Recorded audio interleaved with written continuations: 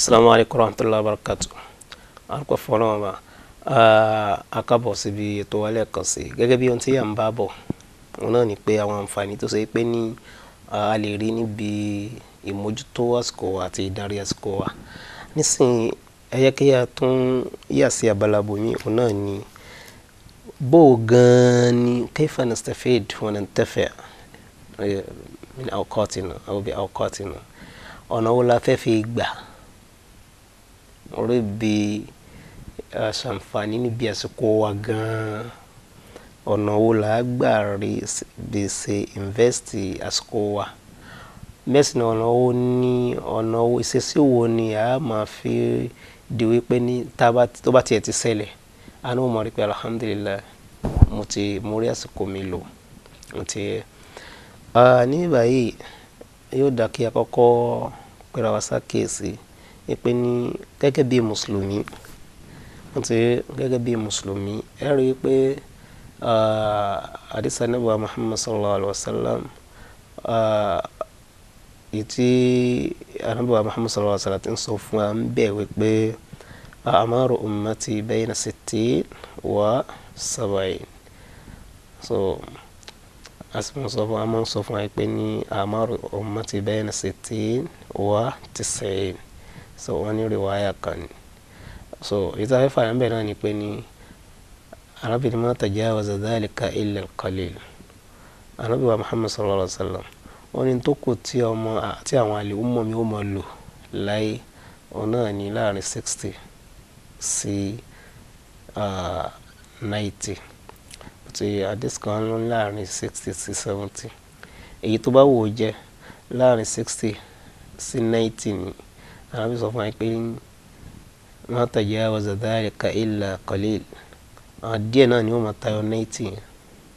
Táà náà bá ní ká wò ó lé ní a rí pé tá ń lò láyé kò tó nǹkan kan mọ́, ọ̀nà tá ń gbà lọ láìfò wa kò tó nǹkan kan mọ́. Ó ti di wípé à ń lò ó pápápá ẹ̀kan nípa àwọn èèyàn kan sọ́lẹ̀ náà ni pápápá ẹni tó ti wọ 40 years jùlẹ̀ káwọn kálukú náà wo àyíká wa ká wo àwọn tó sì pé ní wọ́n bá ní lágbájá mọ̀ sáláìsì àti sáláìsì ẹ̀rí nígbà tó bá yẹ ká máa gbọ́ pé ní ẹ̀dẹ̀ wàá máa wo ọmọ 30 years náà sì ni 30 years so bọ́n ṣe tóbi tó sí gbàngbà ṣe kò ń ṣe pé kò tiẹ̀ tí ìwọ 40 náà ìwọ 40 ọmọ kékeré ni ẹ ti rí àbíkọ́ yẹ pé ní ọmọ lágbájá mọ̀ ti sáláìsì ṣé báyìí ń sọ àdìjọ́ ń sọ̀rọ̀ níjẹ̀ ẹ̀ta oníbẹ̀ mi ó rẹ̀ ni kò rẹ̀ kí wà nìkan tó ṣe é kò kàdédé sọ̀rọ̀ mọ́ náà ni àbí accident ni àbí ọlọ́kọ̀ sàpá náà ni ọlọ́run náà ni mo pa ogun èèyàn ń dáfẹ́ fàyọ́ bẹ́ẹ̀ náà ni pé ní ó ti kú náà ni gbogbo àwọn àmọ́rù táwa ń lò pátápátá ó kéré kò tó nǹkan. Okay, let's come ẹ jẹ́ ká wá wò gan pàápàá tó wá tẹ̀ já pé ní 60 years náà ni wọ́n fẹ́ lò káti ẹ̀ mú ní 60 years. Okay, tàbá káti ẹ̀ fílẹ̀ gan ká sún síwájú pé ní kéèyàn lò 70 years àbí bẹ́ẹ̀ kọ́ kéèyàn wò pé bẹ́ẹ̀ 80 years gbogbo ẹ̀ náà yóò padà pé náà ni. Okay, tàbá ní ká wo bí èèyàn ṣe ń lo life ẹ̀ gẹ́gẹ́ fúnra rẹ̀ nínú 60 yìí ibẹ̀ náà la ti ń jẹ ta ti ń mu ta ti ń sùn ta ti ń ṣeré ta ti ń ní ètò pé ní àwọn tí wọ́n máa ń ka nǹkan àwọn tí wọ́n máa ń sùn kankan ọ̀pọ̀lọpọ̀ wọn ti sọ nípa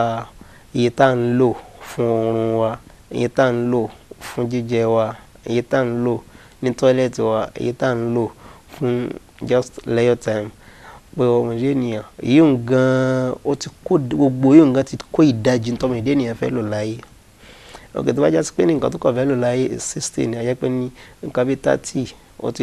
ti lò ní sùfù rẹ̀ ó ti lò sí ní tó ṣe pé ní ẹ̀rọ ti rí èyí tó ṣe pé ó bá ṣẹ́kù gangan náà ni tó lò fún pé bí àwọn fẹ́ fi di gbá àwọn fẹ́ fi di àwọ̀ òun fẹ́ sí ilé òun fẹ́ ṣe ní òun fẹ́ ṣe gbogbo tó lóun fẹ́ ṣe òun yẹn láàrin 30 years ni. Tó bá jẹ́ pé ọmọ tó ṣe pé ní ọmọ 20 years náà ni a jẹ́ pé nǹkan bí ní sùfù ń bẹ̀ 10 years ń bẹ̀ ẹ̀wọ̀ tó lò sí ó lò sí bí pé ní ká rìn ká jẹun ká mu ká wọṣọ ká sùn ó ti tọ̀ ajásí pé ní tó kù ń sìn kò tó nǹkan bẹ́ẹ̀ bó ṣe rí fún wa nìyẹn. Èyí òun tó bá jẹ́ pé ẹni tó sọ pé lápèjúwe 60 years náà ni ó lò ní ètò ṣe pé n tó wá jẹ́ pàtàkì ń bẹ ni pé ní àsìkò ń gan Ọlọ́run bá ò reveal ẹ̀ fún ìdí ènìyàn pé ìgbà tí ó fà yé lẹ̀ inna Allaha indahu ilmu as-sa'a wa yunazzilu al-ghayth wa ya'lamu ma fi al-arham wa ma tadri nafsun madha taksibu ghadan wa ma tadri nafsun bi ayyi ardin tamut. Aya al-Qur'an pé ní inna Allaha indahu ilmu as-sa'a. So ìgbà wo ni ẹnìkan kò mọ̀. Ok, ká tó bá jẹ́ pé ní àsìkò gbogbo kíyámà ni aya tó focus sí dáadáa. Wọ́n ti àwọn aya tó pọ̀ jaburata tó ṣe pé ń jẹ́ ká mọ̀ pé ní ọmọ èdè ènìyàn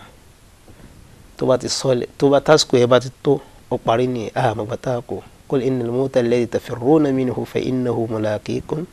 thumma turadduna ila alimil ghaybi wash-shahada fayunabbi'ukum bima kuntum ta'malun. Ikú tẹ́lẹ̀ fẹ́ kú ọ̀nà ni ó padà ibi ọ̀nà bí tẹ́ ìtọ́lọ̀ ìyà sí òun gan kíkú mọ́ bá kọ́ ọmọ ibẹ̀ ibi tí ikú ti lúgọ̀dì ọ̀bẹ̀ tí ń já sí pé ní èèyàn ò lè escape ẹ̀. Ok, ń já sí pé ní àmọ́ bí tá a kù sí àsìmọ̀gbà tí kìíní yóò ṣẹlẹ̀ àìmọ̀ gbogbo kíní ó yẹ kó pé ọmọ èdè ènìyàn sákèsí pé ní a jẹ́ pé mi ò gbọ́dọ̀ lo àsìkò yìí nílòkulò a jẹ́ pé ó yẹ kí n tètè ṣe tó yẹ kí n ṣe kó tó di wípé ní kó dé kọ́níkàlùkù wa náà gbogbo tá ń gbọ́ra wa àbí nǹkan tí mò ń bára wa sọ̀rọ̀ bẹ́ẹ̀ kẹlẹ̀ torí ẹni wẹ̀ tó ní kálukú bá wà kéèyàn náà wọ ọmọ ọdún mélòó lòun sì wà nísìnyí oye yóò mọ̀ bẹ́ẹ̀ nu ẹ tó ṣe pé 30 years yóò mọ̀ bẹ́ẹ̀ nu ẹ tó ṣe pé ní 20 years yóò mọ̀ bẹ́ẹ̀ nu ẹ tó ṣe pé ní 50 years 60 years ẹni ó bá jẹ́ pé ní ó wà ní 30 years ká gbé ní 20 years àti òun sì tún lọ mọ̀ wípé at least wáyé kó wọ 60 náà 40 years mo sì yẹ kí mo sì ní nǹkan bí 40 years láyé ẹni tó wáyé pé 30 ni yóò sì mọ̀ pé at least mo yìí ní nǹkan bí 30 years láyé 50 ó mọ̀ wípé